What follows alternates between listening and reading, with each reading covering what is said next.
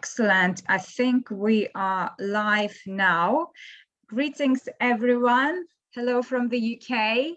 Thank you so much for joining us today. My name is Dagina Wetherill, and I'm the Director of Recruitment for Global University Systems UK Division, overseeing international students recruitment for a number of UK universities. And today I'm extremely excited to talk about one of our premium partner universities, University for the Creative Arts in the UK. We will be taking you through the suitability interview process, one of the important things to prepare for potential students applying to UCA. And I'm joined here by my colleagues, Kasia, who is a senior customer relationship manager and overseeing the relationship between GUS and UCA. And we have Saule here, who is a team leader. Hi, Saule, and managing the interview team at GUS to obviously interview students applying to UCA programs.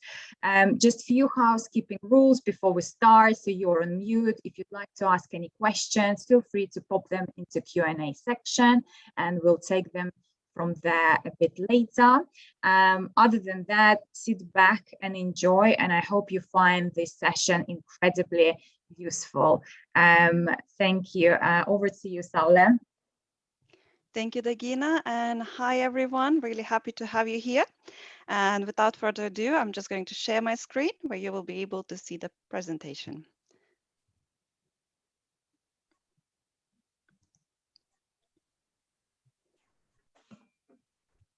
All right, so once again, welcome everyone. And today we're going to speak about the suitability interview and basically do a refresher session on it. And to start, let's speak about suitability interviews overview and purpose.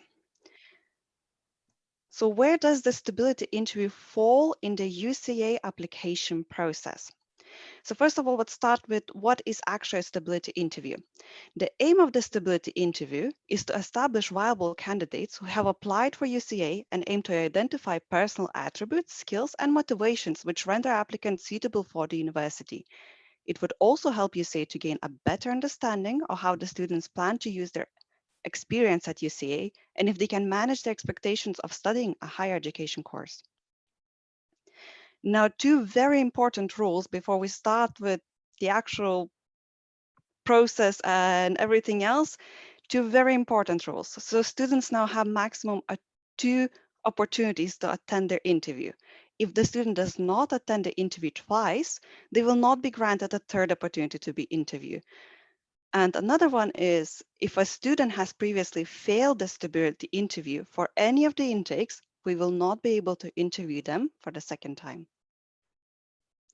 Now, how to book, attend, or cancel a suitability interview and what to bring with you. So first of all, you will have to follow the link, and after following the link, this is going to be your landing screen on the left. Here on the calendar, you need to choose the date that is good for you or your student and choose the time. The times not available are going to look in gray. As you can see now, the days 1, 2, 3, and 4 of February are gray. So if they're gray, that means that it's fully booked, and the same goes with the times. Once you find the time available and the time that suits you, just click on the time and press on confirm. If you want, under the calendar, you will see in very tiny letters a possibility to actually change the time zone, where you can change the time zone which is more suitable for you. So this is something that might actually help you later to attend the interview on time without every time checking what is the time in UK. After you confirm your time, you will be asked to fill out the student details.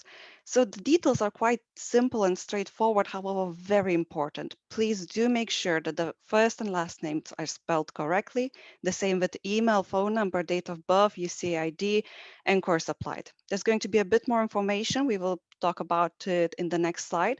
However, do remember that if, for example, you write a wrong course over here, and then the student talks about completed different course, we might put it down to not enough research, thinking that the student is just talking about a different course applied. So make sure that this information is correct, as we will also be checking passport, during the interview. If the names do not match on the names we have on the Gallantly booking, or the date of birth does not match, the interview might not take place. So be very careful and attentive when putting this information on. Now, a bit more regarding this information, email ID. Remember, if the email ID is incorrect or a new email ID is created for the student and the student is not aware of it, the interview link will not reach the student and the interview will not take place. This will also count towards reschedules, which might lead to the student losing their chance to apply. Phone number. The student will be called 10 minutes after the start of the interview if the student does not appear. Remember, the interviewer will leave the call and proceed to the next interview if the student is late for more than 15 minutes. This also counts towards the schedules, which might lead the student losing their chance to apply. So please make sure that the phone number is correct. Don't put on just a random phone number, because if the student does not attend or has troubles actually attending the interview, our interviewers are going to call the student and help them with the troubleshoot to actually join the interview. Or, for example, during the interview, the student would lose an internet connection. In order to check if the student just left the interview and terminated the interview, or the internet connection was lost, or some other issues occurred, our interviewers are going to call the student. So it's very important that we have the actual correct phone number of the student. Now, UCID number. UCID number, this will be a 7-digit number that you can find on your offer letter. Remember, the interview will not be fully booked until a correct student ID is provided. Now, I just want to say it again, it needs to be 7-digit number. So no letters should be present on it. It's just 7 numbers. Usually it starts with either 2 or a 1. Now make sure that this number is correct. If it's not correct, the interview will not be fully booked. So our team is going to try to contact either the agent or the student asking for the correct ID. And if we're not going to get an email on time, or it's just not going to be enough time to check for this UCA ID, the interview unfortunately will not be able to take place. Now also, please make sure to check the intake you applied for. So not only sometimes you will need to check it while submitting your application through Calendly. However, every time when a student comes to the interview, they will be asked, what intake did you apply for? So make sure that the student is aware which is the following intake and which intake they're applying for. So now a little bit of troubleshooting. Why would an interview be cancelled or not taking place? So a number one reason currently is that one of the interviews is not taking place because it was booked twice. So the student or the agent or somebody helping went on Calendly twice and booked 2 interviews, which would mean that 2 slots were actually taken for the same student. In order to give everyone the same opportunity to book an interview, we will cancel one of the interviews and we will always interview from the first booking. You will be informed if your interview is cancelled due to this reason.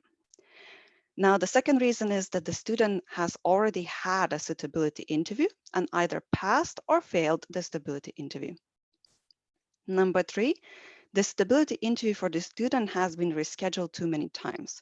Only one rescheduled is allowed. And as previously discussed, there's many reasons why the suitability interview did not take place, such as wrong information or the student simply not attending. However, if it's a technical issue, and our interviewers can confirm that it's a technical issue, you will get an email confirming it. That means that there might be more chances. Now, number 4 is there was not enough information on Calendly booking. For example, student email address, UCID, phone numbers were missing. And the last, please make sure you're looking at the right time zone of the interview. You will see the correct time on your booking confirmation, and you will see that a bit later in the slides, but please do make sure that you're looking at the correct time zone. So now, how to attend your suitability interview? So first of all, you will see an email in your inbox, and the email is going to be sent to the one that was actually booked on Calendly. It should be sent from UCA Interview, and you should see your name here and the student ID you booked with as well. Once you open the email, this is more or less the landing page you will see.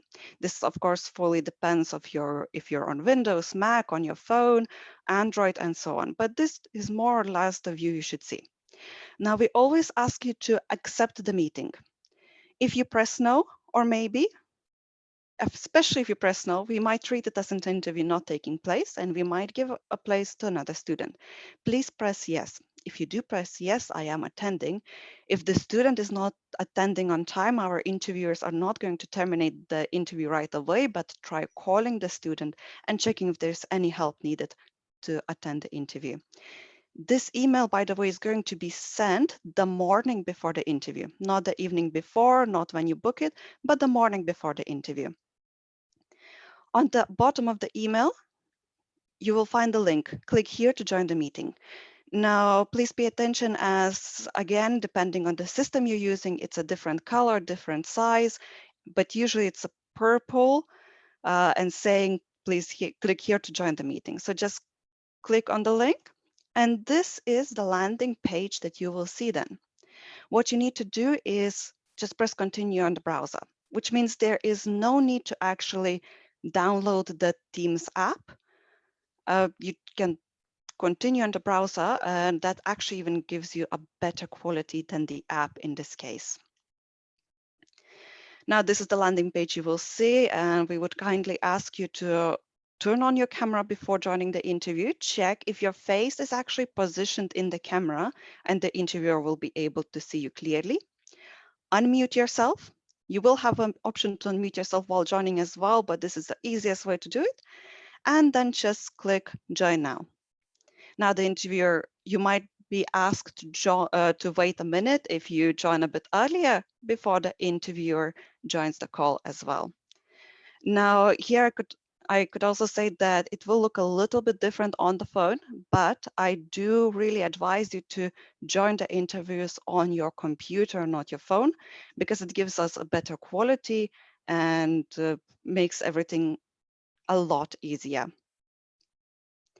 Now, what to bring with you for the suitability interview? Number one is passport. If the student does not have a passport on the interview is going to be terminated. UCA ID number, so it's the same 7-digit number that we spoke about previously. Now make sure your device is fully charged.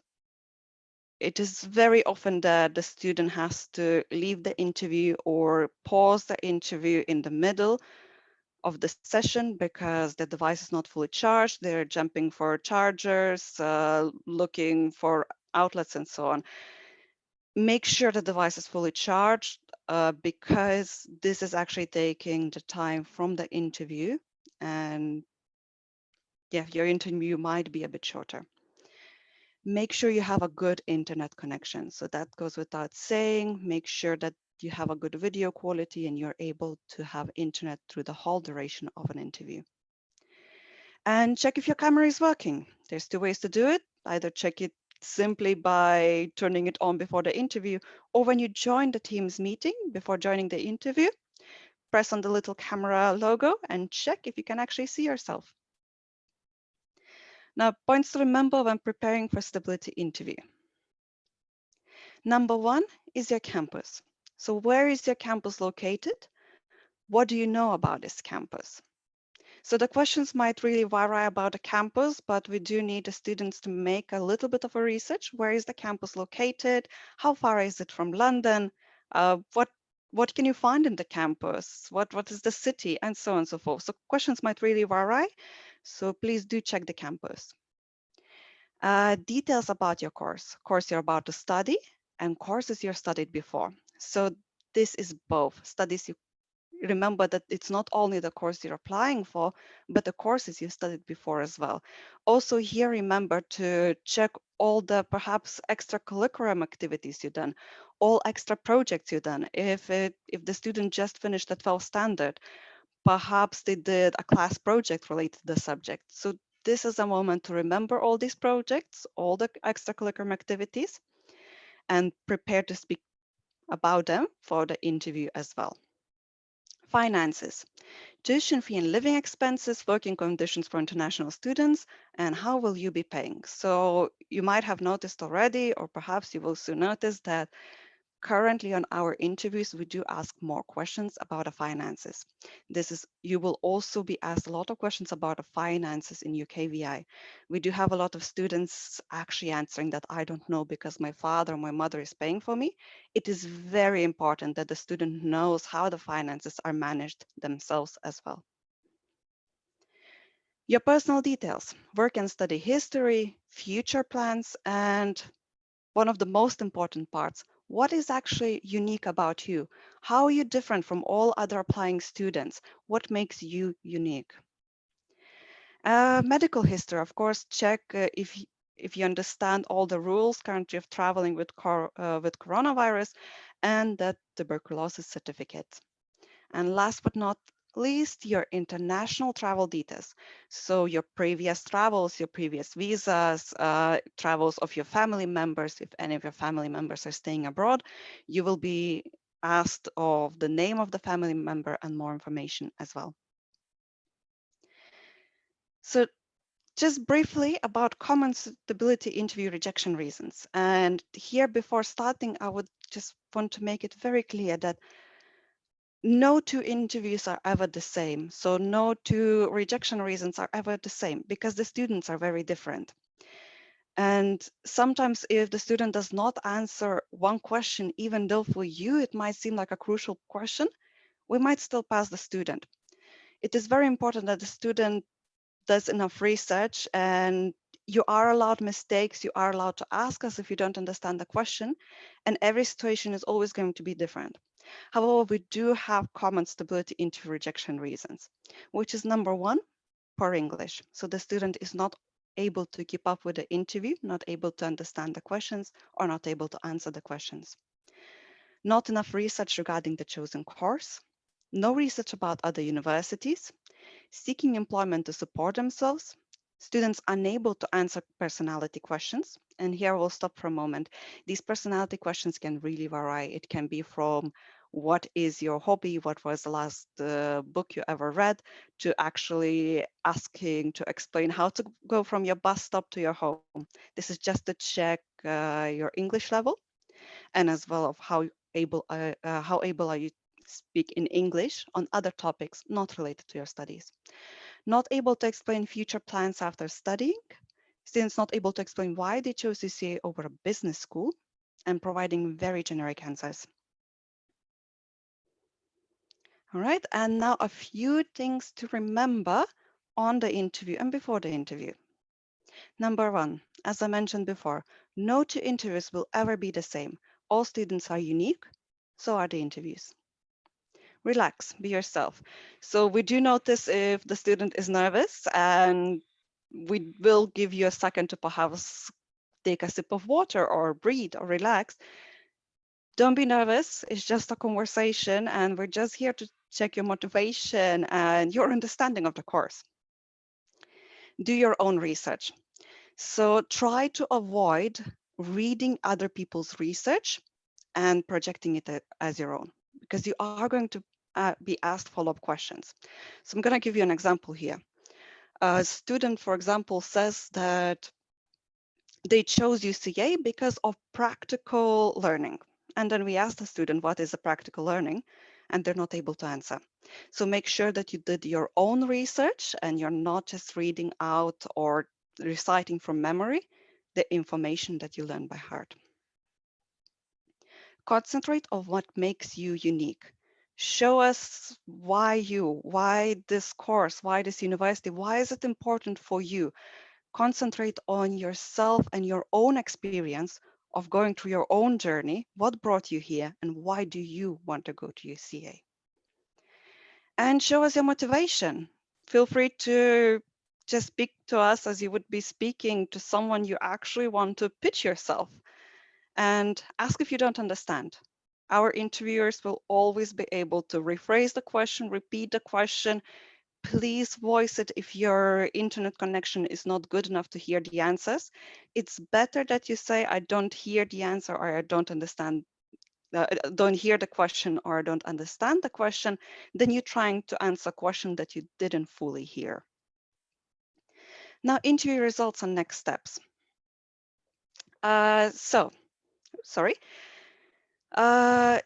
Before you see review stability interview recording, there are a few more steps. So first, of course, you need to apply online, and then your application is checked and a document submitted to UCA. You will get conditional offer, after which your documents are... Sorry, Saule, just to stop you here. Please. Guys, it's very, very important, as you know, the process have changed for you to apply through in-uni gas.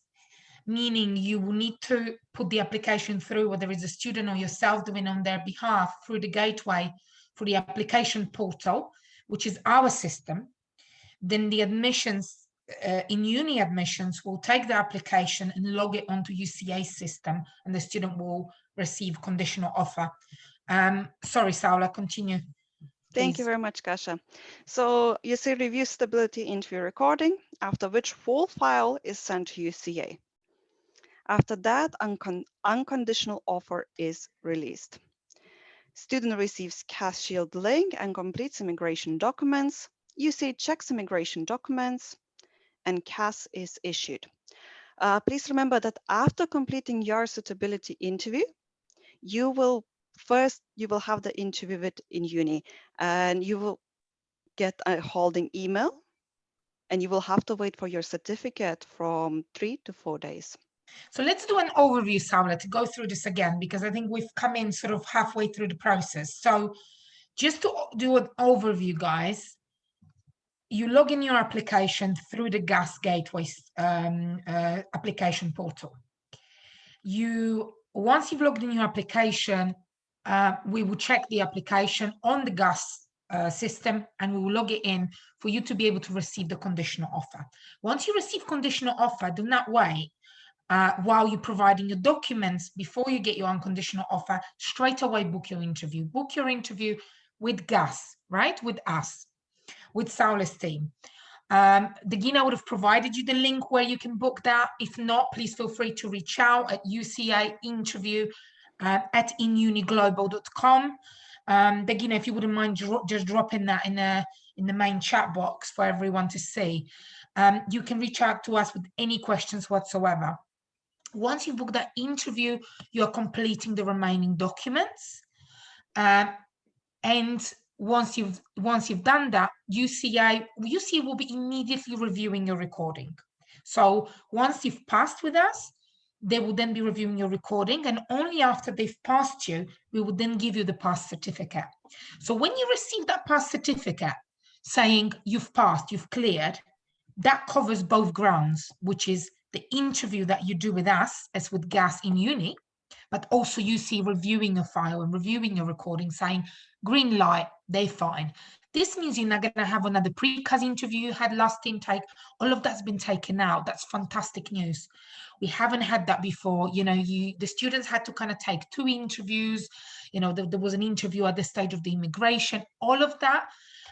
You know, Dagina's been working very hard to make sure that the process is streamlined and that we have the most possible simple process. And she's managed to actually get there in terms of decreasing it to just 1 interview. So once you get that pass certificate, that's it, green light for you. You pay your deposit, you make sure you secure the remaining documents, you get your unconditional offer. Once you've got your unconditional offer, all you have to do is provide your immigration documents. Provide your immigration documents, and then you get your CAS. I'm sure you guys would have received communication about the fact that the CASs are going to be issued from 5th of July onwards. And Dagina would have sent you the full communication, but please just remember that you will only be issued a CAS if the visa centers reopened in your area, in your country. Even for the red listed country, do not worry, UCA will issue a CAS, obviously, given that the visa centers reopen. Just one very important thing to remember, and I know this is probably for another session, but make sure you only apply for CAS and provide all the immigration documents if you're ready, if your visa center reopened, and if you're ready to apply for visa, because the moment they give you a CAS, you want to straight away and apply for the visa. And And UC will be double checking this every single day in terms of whether the visa center is reopening. They're very aware. We're also checking this on our side. So guys, the process has been really streamlined. You know, the turnaround time in terms of you receiving your scores from GAS Suitability Interview, should I say, in uni, because as you know, guys, in uni is a company of global university systems.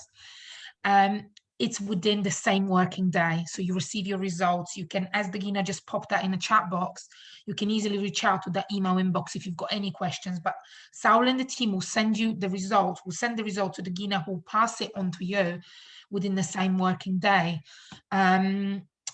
Obviously now, sorry, within the same working day in terms of the decision from GAS Suitability Interview, but in terms of the student receiving pass certificate, it will only be given once you see it cleared them, because we want to make it easy and straightforward. So I hope the process is sort of clear. If you guys have any questions, please don't be afraid to ask us. We're here to help. Thanks, Saule. All right, thank you, everyone. Thank you, Kasia. And this actually concludes our presentation. And now we're very happy to take your questions. Excellent. Thank you very much, Saule and Kasia. Really useful information, and I'm sure our attendees also found it helpful. So let's just jump into the questions now. So if you haven't typed your question yet, please feel free to do so at the Q&A section, and then we will take it from there. Thank you. So there is a question as to whether tuberculosis or TB certificate is a requirement for all regions. Myself, I believe so, yeah. Tuberculosis, so definitely is a requirement for India, for sure. I believe it's also a requirement for Pakistan. I mean, if there is a question about a particular region, please let me know and I can look into it, because I wouldn't remember it from the top of my head. But yeah, for a lot of regions, it is definitely a requirement. Absolutely. So you would just need to double check on gov.uk just to make sure for your specific region whether it's a requirement, because I know some of the regions might be exempt. So consider some comments in regards with Turkey and Iran, so we can look into that for you. But for some of the regions that Kasia mentioned, yes, that is a requirement. Okay, so there is a question: if a student fails to be accepted for 2021 intake, so I assume it's on the basis of the suitability interview, can they reapply for the 2022 intake and go through the suitability interview once again, or can they possibly reapply for a different program for the same intake? Good question. Saule, if I may answer it, actually. You can try again. Normally, obviously, you need to look at, if it's your student or if you are the student yourself, you really need to look at the rationale and reasons as to why. Why are you reapplying? Have you done the research that you feel you sort of were lacking the last time you failed? You know, these are the main things that you need to think about when reapplying. We as a team, you know, if we've got hundreds and hundreds of students reapplying and we can clearly see that, you know, the students sort of they are still not up to the mark, then maybe that will be a further discussion. But as we stand at the moment, we are here to help in every way we can.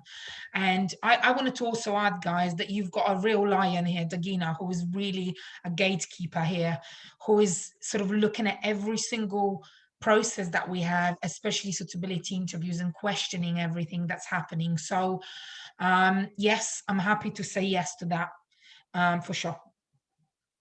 Okay, thank you. So there is a question in regards with the deposit, whether it's due before suitability interview or after.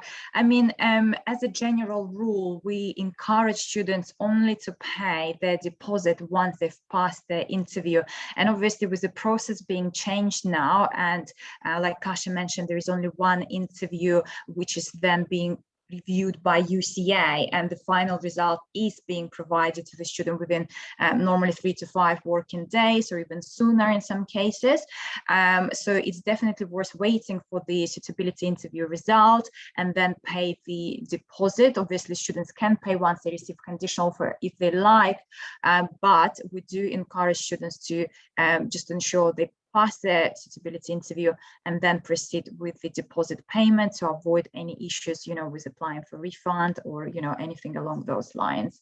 But that's one of the greatest things, I think, in terms of obviously applying to UCA, and obviously the process being handled by GUS and UNI team, because I know for some providers, they may encourage students to obviously arrange deposit first prior to them even booking, interview. So it's definitely great development that we don't ask students to pay. We encourage them to prepare well for the interview.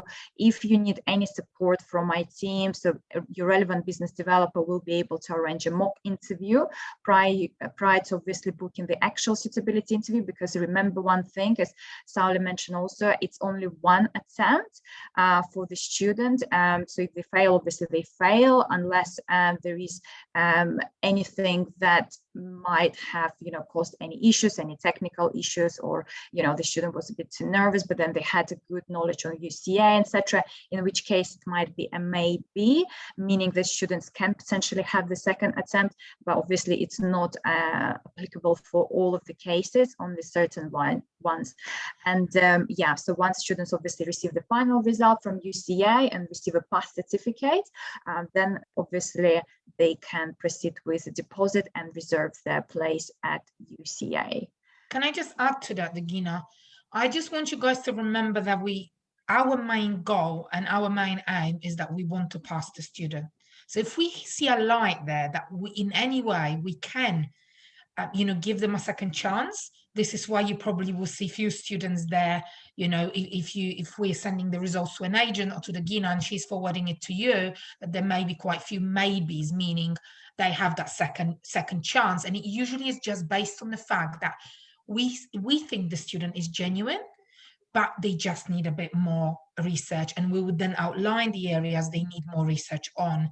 And one more thing I wanted to add here, and maybe there are some questions about that, so sorry if I'm sort of going ahead, but try and not to over prepare if you are involved in terms of with your students, if you're working, because the main things, as Saule said, guys, we're looking at is the student genuine? Is the student really wanting to study at UCI? So those personality questions, as Saule mentioned, is just to determine, are they saying, the right things? Of course, the student can talk about the rankings. We're more than happy for them to talk about the rankings. However, if the student is just learning the rankings to then recite that information on the call, sometimes it may actually be hindrance to them rather than something that puts them through. So that's just a personal advice to all of you guys. If the ranking isn't the reason why, then they don't need to be quoting the entire ranking, everything that UCA has ever achieved. They can genuinely say why they feel they're joining. And it doesn't always has to be the most glamorous answer, should I say, as long as it's a genuine answer. Excellent. Thank you, Kasia. So there are a couple of questions which I think I'll just combine in one. So how many days does it take for the offer letter to be issued? So you would obviously need to submit your applications via GUS portal as per the new process, which Kasia mentioned also. The process is streamlined comparing, I guess, to the previous intakes. Students are actually able to upload documents at the time of application, which is a great feature, or you can obviously provide them later. The main requirement is to provide passport and obviously all the information needed to submit the application. If you are having issues maybe with having full package of documents or maybe full information on the student, you can also generate a personalized link for your students, which you can also submit via the portal. The student will still be tagged to your agency, and they will be able to complete application from their site and upload any documents they may have. And once the application has been submitted and obviously you've completed all the steps, the consent and everything, our admissions will review, will notify notify relevant business developer as to what exactly is the outcome, if the application is okay to go ahead with, or if there are any issues, maybe with study gap or anything that needs to be justified. And once at that point, once they've obviously proceeded further, UCA normally issues offers pretty quickly, within 24 to 48 hours, which you will then receive also from the relevant business developer, and the portal will be updated as well. And there was another question as to whether students can book suitability interviews having only a conditional offer letter. Yes, absolutely. As Kasia mentioned previously, we do encourage students to book their suitability interviews as soon as they have their conditional offer, provided that you have prepared your students obviously well, they've done enough research on UCA, they know why they're applying to UCA, why they're applying for that specific course, obviously able to elaborate on any personality questions, etc. And my team, so business developers, are more than happy to support you and to arrange mock interviews if needed prior to you booking obviously suitability interview. So really, really important. Obviously, students are well prepared before you proceed with any suitability interview booking, but you don't need to wait for your students to receive all the missing documents like transcripts or IELTS perhaps, or anything else. I know there might be delays due to obviously pandemic situation. So that's absolutely fine. We do encourage students to proceed with the interview booking once they have conditional offer letter, and to obviously then be able to proceed for the next stage. Once they have all the outstanding documents ready, they will be simply proceeding for the pass stage if they obviously pass the interview. So that will be more streamlined, and we obviously do currently have a good number of interview slots available, so we do suggest to obviously utilize those whilst you have them, because if you leave them to last minute and then book interviews at a later stage, once everyone starts getting their results and certificates, you are potentially missing out on interview slots, and that's the last thing obviously we want to happen. So we don't want your students obviously to be disappointed. Okay, please could you highlight some pointers choosing UCA over other universities? Okay, so I'm happy to take this one. And first of all, I want to start with saying that there is no correct answer, and there is no script, not even possible to create a script that a student would learn by heart and then would be able to pass an interview. In this question, I would say that the student should be ready to speak about both UCA and other universities, and should be able to compare these two universities on the call.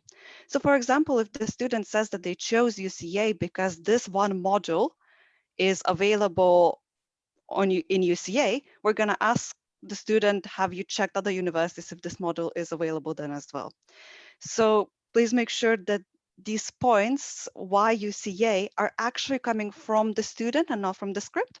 And as long as the student is able to keep up with the conversation, able to answer why for him, honestly, why from him, not the learned answer by heart, I can assure you that every answer then can be correct. And just if I can add to that, guys, I think maybe changing the again, I'm not sure to what closeness you personally have, any agents joining today with any students that perhaps are on the call.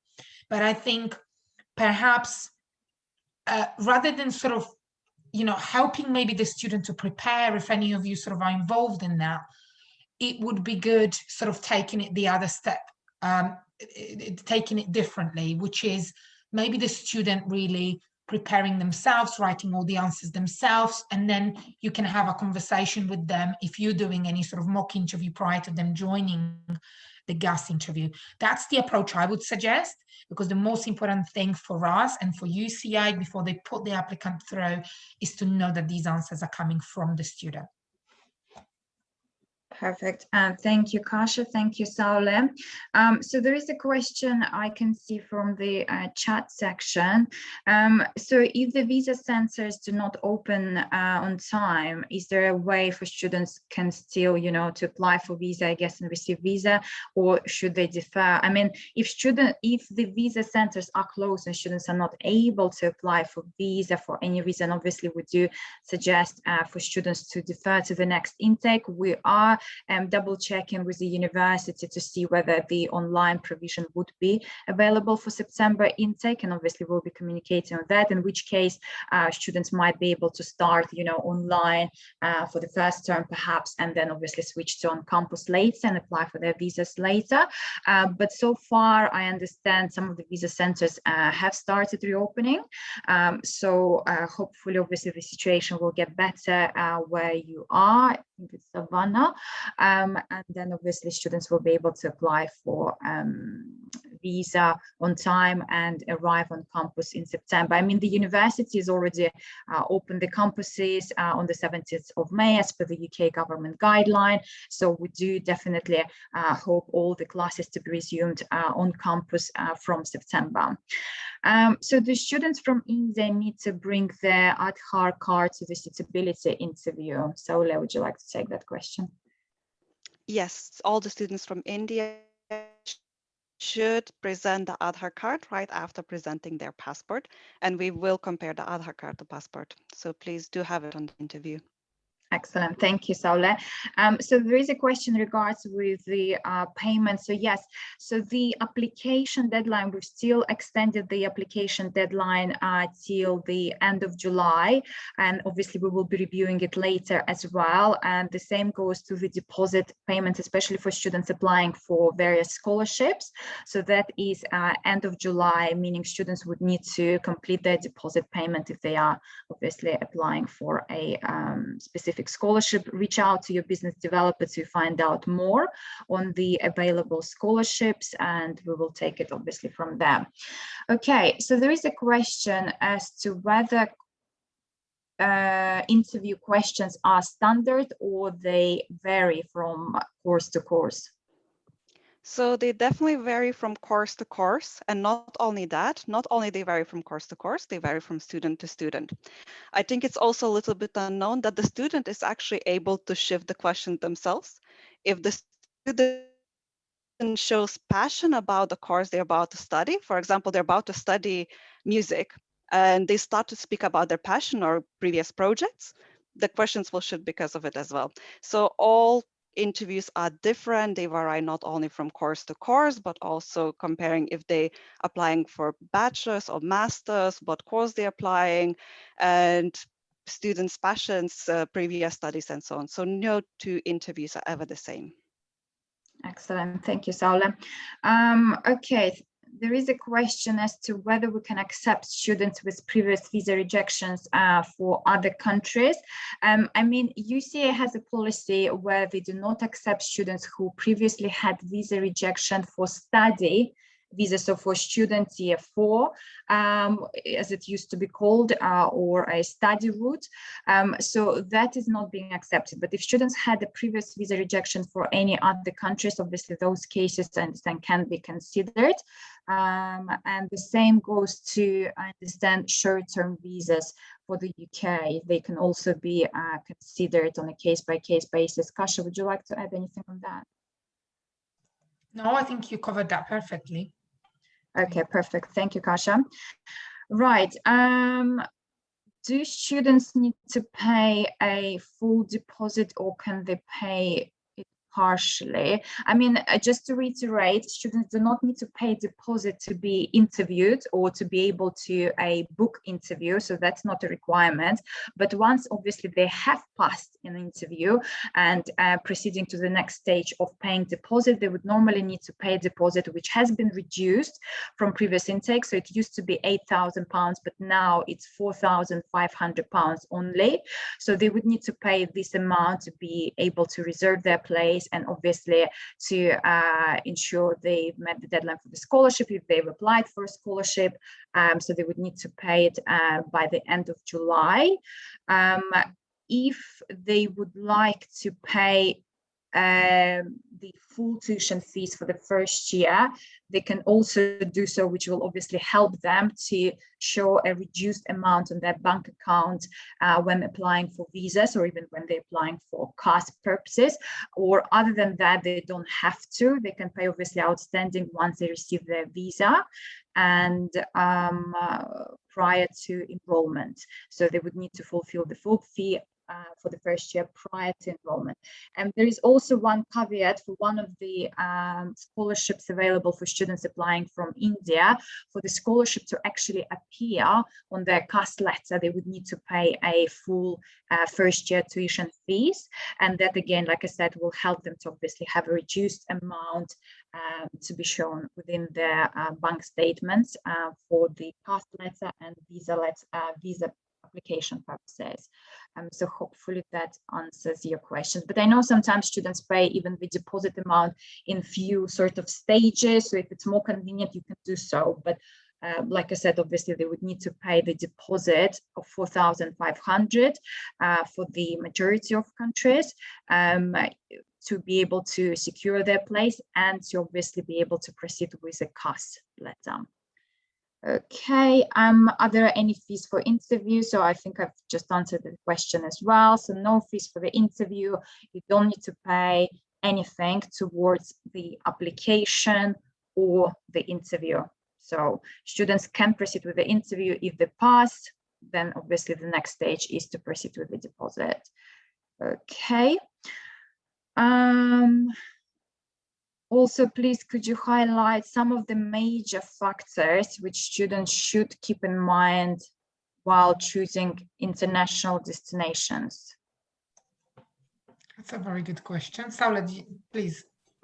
If I understand correctly, this is a question regarding why UK. In this case, I could only have one advice, and that is be able on the interview to compare few countries. For example, well, why did you choose then UK and not Sweden? Why not Italy? It's your choice which country you're of course going to compare, but be ready to answer the question, why is it important for you? Again, there is no correct answer. There is one thing that all students that pass suitability interview have in common, and it's that all of their questions were different. None of them answered the same question the same. I hope that answers it. Yeah. Thank you, Saule. That's definitely really helpful. And just one thing to mention here, there were a few rejections I remember that we came across where students stated openly that they want to come to the UK and sort of settle here. Obviously, what the interviewers want to see is students are being genuine students coming to the UK with the main purpose to study. Obviously, there is an opportunity now for international students to apply for a graduate route or post-study work visa, as it used to be called, for 2 years after obviously they've graduated. But the main reasons for students obviously to come to the UK should be obviously to study, to gain, some international perhaps experience, and obviously to then go back home and, help with their family business or open their own business, or maybe they've already lined up a couple of jobs, or maybe they've already got some dream company they want to work for. Okay, so just one of the things to keep in mind, I guess. And just to add to that, there is nothing wrong, guys, with saying that I am willing, maybe I will be open to applying for a post-study work visa, that's fine. Obviously, please bear in mind, and I don't want to speak on behalf of UKVI, that obviously they're going to be looking at these factors as well, what Dagina just mentioned.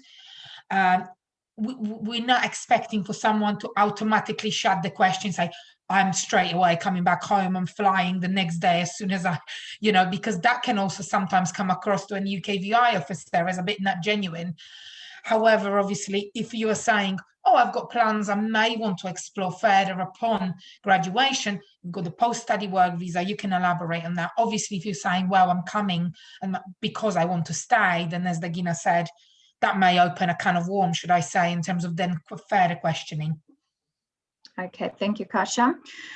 Right, so there is a question, if students want to obviously apply for suitability interview, but they haven't got the documents yet, so like final transcripts, IELTS, high school diploma, what about the portfolio? So it's the same for portfolio. So if students received a conditional offer letter, that is sufficient for them to then schedule their suitability interview, provided obviously they are prepared.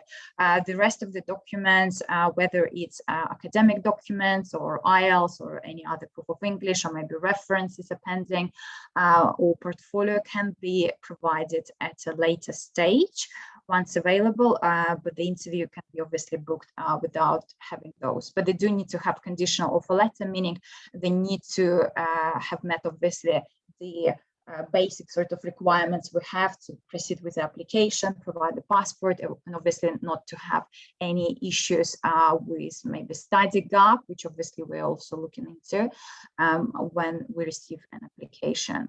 So speaking of study gap, there is a question: if a student has 4 years study gap for a master's program, however, the student has been working. I mean, if students do have some study gap, and if it's outside of the limit for your specific region, then you would need to obviously justify that study gap, especially students applying for arts, creative programs. If they have relevant work experience, if they're a strong candidate, UCA admissions have kindly agreed to look into those cases also. So if you do have a strong case like that, then feel free to obviously send those documents to your business developer, who will be raising it further with admissions. Okay, right.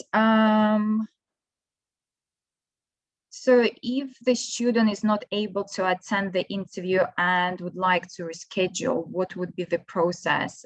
Saule, would you like to answer that?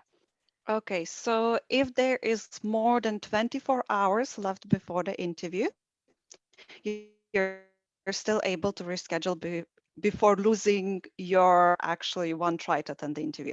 And there's only one way to do it. You need to go to your Calendly confirmation email of booking and scroll to the very bottom of the email. There on the very bottom of the email, you will see in tiny, tiny letters written, reschedule your interview. This is where you need to press, and you will be able to choose a new date. Just, I want to highlight once more, it will look like there's going to be a huge letter saying attend here or something like that. Ignore it. Underneath, there's tiny letters saying reschedule your interview. Perfect. Thank you, Saule. So if student is genuine applying for Bachelor's in Arts program, okay, with a good command of English, so why could they be possibly rejected? Saule, would you like to take this question? So it's not really an easy question, because this will depend on a case-by-case basis. Unfortunately, without knowing which student we're talking about, I'm not really able to see the rejection reasons. Even though poor communication skills and poor English is one of the main rejection reasons, but that doesn't mean that's the only rejection reason. The student might not be able to, was not able to keep up with the conversation, was not able to follow up questions, did not do enough research, and the list continues. It really depends on case by case. The only thing I can tell you that we do not reject a student just because they didn't answer one question. We do check if the students are genuine and if they did enough research. Excellent. Thank you, Saule. Okay, there is a question: when would students receive the UCA student ID, which is 7 digits? So once students receive a conditional offer letter, that's when the ID is obviously also provided to yourself and to the student. So just keep an eye on obviously the conditional offer letter. If any cases you might have submitted and you haven't received it for any reason, feel free to reach out to business developer and we will look into your specific case. Maybe there is a delay with the student submitting a student consent on time, or any other issues. So we're more than happy to look into your specific case. So just let us know. Okay. If a student talks about the experience he or she will gain whilst working, so on post-study work visa, will that be considered negative? Intention to stay back, or would it not matter, Saule? Well, not really. If they do talk about their plans to actually get employed, it can work both ways. It can show the students' motivation to actually why this course, and showing that this course because, well, I want this experience later. And that's a good answer. But just to make your case stronger, be ready to answer questions. Are you ready to come back to your home country after this post-study work experience as well? But this is in no way a negative answer. Perfect. Thank you, Saule. Great. How much detail should a student know about their finances if parents are their sponsor? So I think the best answer to this would be as detailed as possible. The student cannot know too many details. They can know not enough details. So everything from the parent's occupation, from the salaries, from where is the money coming from, how is the money going to be paid, you have the money in your bank account, from which bank account is going to be transferred. So basically, we will not ask all of these questions, but we might ask either of these questions. So be as prepared as possible for this one, because this is also a question which brings a lot of visa rejection. So we want to make sure on the stability interview as well that this is something that the student is able to answer. Okay, thank you, Saule. And would this be applicable for students applying for foundation programs, for example, because obviously they would normally have lower IELTS score, so slightly lower level of English? So we do always consider, of course, the lower level of English for foundation courses. However, they still should be able to answer questions about finances. And once again, I would just want to make it clear that when the students do not understand the question, it's definitely not impacting on the interview negatively at all. We're all humans. We all sometimes mishear the question, internet struggles, or it's just a level of English. We're ready to rephrase the question, move on to another question, or repeat the question. Okay, excellent. Thank you, Saule. So there is a question as to whether UCA provides on-campus quarantine facilities for international students. I mean, depending where you're coming from, if your student is coming from a country which is on a red list currently, as per the UK government guideline, then they would need to self-isolate at a government-approved hotel. So just double check on the gov.uk website to see what the requirements are there, and obviously go from there. But yes, UC obviously has extra measures in place to ensure students have suitable on-campus accommodation to allow them obviously to quarantine there as well. Okay, and speaking of accommodation, I can see there is also a question as to okay, at which stage can students look into accommodation, so university accommodation? Well, we do advise students to obviously apply for accommodation as soon as possible, because it's a very popular, obviously, way for students to live on campus or closer to the university campus, shall we say. So definitely you can book your accommodation as soon as you obviously have your conditional offer in place. The deposit is quite affordable. I think it's only £300, and it's refundable if you change your study plan, so you have a visa rejection, as long as you obviously notify the university 2 to 4 weeks prior to the start date of the program. So definitely worth to look into the accommodation options offered by the university as soon as possible, because spaces are limited, so just keep that in mind. Is there any procedure such as late arrival letter for those students who will not be able to arrive on time? I mean, UCA does allow obviously a later arrival, so it normally depends on the program, I think it's 2 to 3 weeks late arrival, and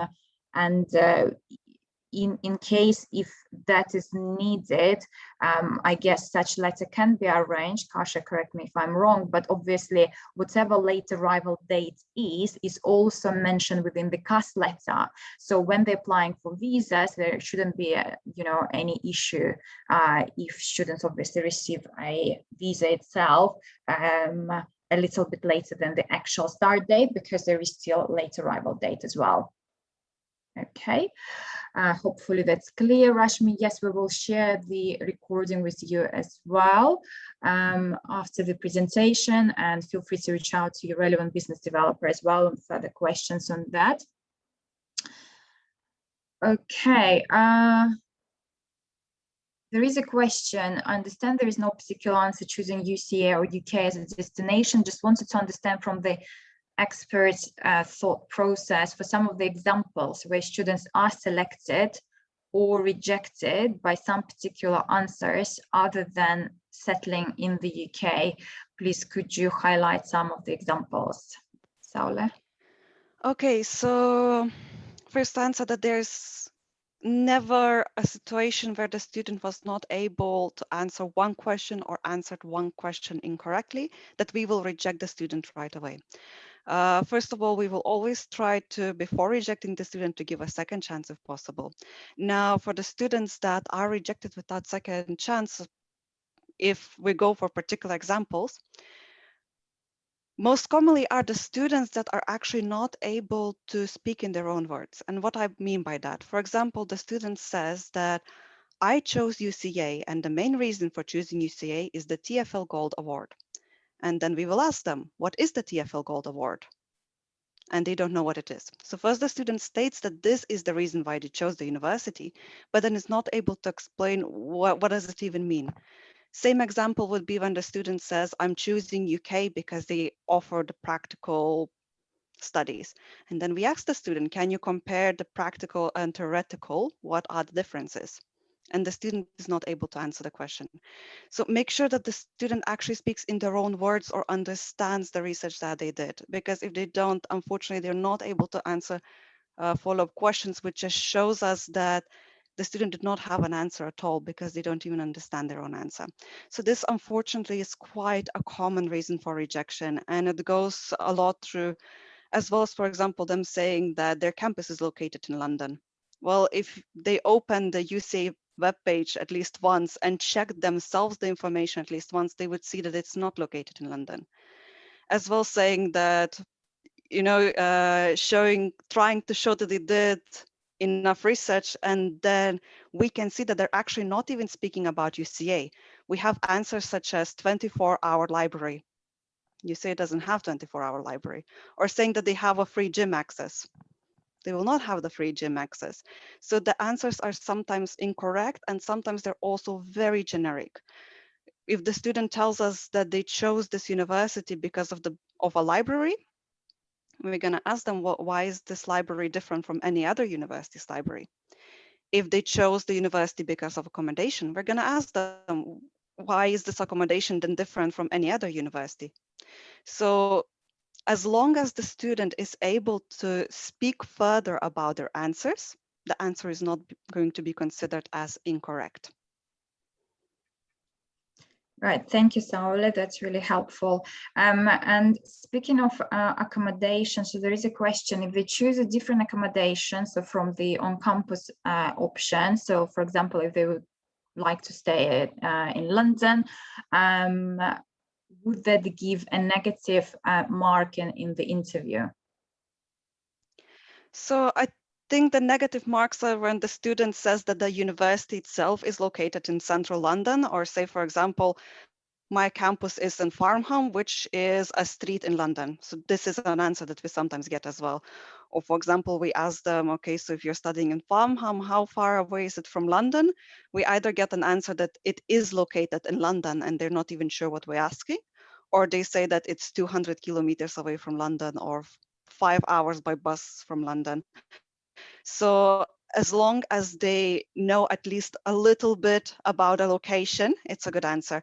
And here I also want to say that if they don't, during the interview, we will always tell them, please check this after the interview, and we will not reject the student just because of it. We will not reject the student just because they're unsure of the location. Perfect, thank you, Saule. So there is a question, if student is applying for professional or foundation program, can suitability interview be waived off? I mean, all students are subject to suitability interview. They're obviously coming to study in the UK and have to apply for a visa. So foundation program, obviously, they would still be subject to an interview, but like Saule mentioned, they obviously will take into account as to which program the student is applying for to obviously adjust some of the questions, perhaps. Processional English is being offered online for the upcoming intake, but obviously for students to be able to apply for processional, they would first need to apply for the main program, be it degree, UG, PG program, and then obviously if they don't meet English requirement by a certain percentage or certain IELTS result, then obviously they would be offered an option for processional. So they would still need to have a suitability interview for the main program, and then obviously they can then add processional if they need it, but it's not simply an interview for processional program itself. Kasia, would you like to add anything on processional? Actually, I would. Please bear in mind, obviously, as Dagina said, suitability interview will still be required. But when we do the suitability interview, we obviously will be asking you what courses are you currently undertaking and what are you planning to undertake with UCA. And obviously at that point, you will clarify that, okay, I want to apply for a UG program, but I'm first taking my processional program. We will then obviously be in touch with the university and you know, we will know whether you've completed your processional program or not. Please take into account that when your university is reviewing not only your recording, but also looking at your case, and they are aware that obviously you're undertaking your processional and you've completed it satisfactorily, that obviously adds a lot of points onto your case as an overall, if that makes sense. Because you've went onto a program with UCA, even if it is online, you've attended. If you haven't attended, you wouldn't have passed. So clearly, you know, you being portrayed as a genuine student, as someone that has a genuine motivations behind studying, obviously automatically becomes, you know, I would say definitely adds value overall to your case. Perfect. Thank you, Kasia. So in the offer letter, the student ID is referred to 2011, etc., while subject line, which one to mention during the interview. So you would need to state your UCA unique student ID when booking your suitability interview. So that would be 7 digits, beginning normally with 20, and then obviously the rest of the numbers. The number you're referring to, the subject line, maybe within the initial email from GUS admissions, is actually the GUS ID. So you see 10, etc. But that's not the number you should be using when booking the suitability interview. It should be your UCA student ID number specifically. Okay, I think we've run out of time. There's still a few questions. Let me just check if anything that we might have missed. What about a student who can't meet the language requirement? That is the student overall score. One of his skills is under the minimum. If they can't meet the English language requirement, then obviously they can look into the processional option, which is being offered online for the upcoming intake. If it works, obviously, if they still have time, they can improve their level of English at home and retake an English test. They used IELTS or any other test. The great news is you might have received our communication that UCA is now accepting more English tests, including IELTS indicator, TOEFL, etc. So feel free to reach out to your relevant business developer, obviously, for more information on that, and we can advise you further. Okay, is staying in London City acceptable in case students completely aware about the distance and place? It is acceptable, but it's not necessarily advisable, simply because there is obviously a distance for the student to commute. And as you can imagine, staying in London, unless obviously you're staying with relatives perhaps, is a little bit more pricey as to comparing to on-campus accommodation or any accommodation which is nearer to the university, for the creative arts campuses, because all of their campuses are based out of London.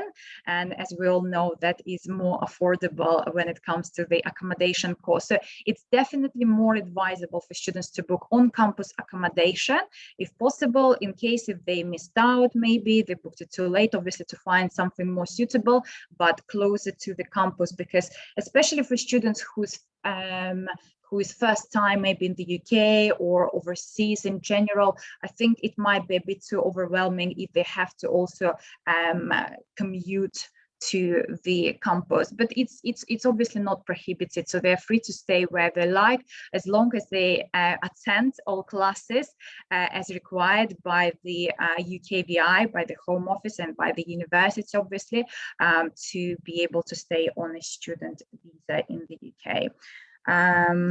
Okay, and the last question I am taking for today, if there is a reduction in fees if students pay in full. I mean, there is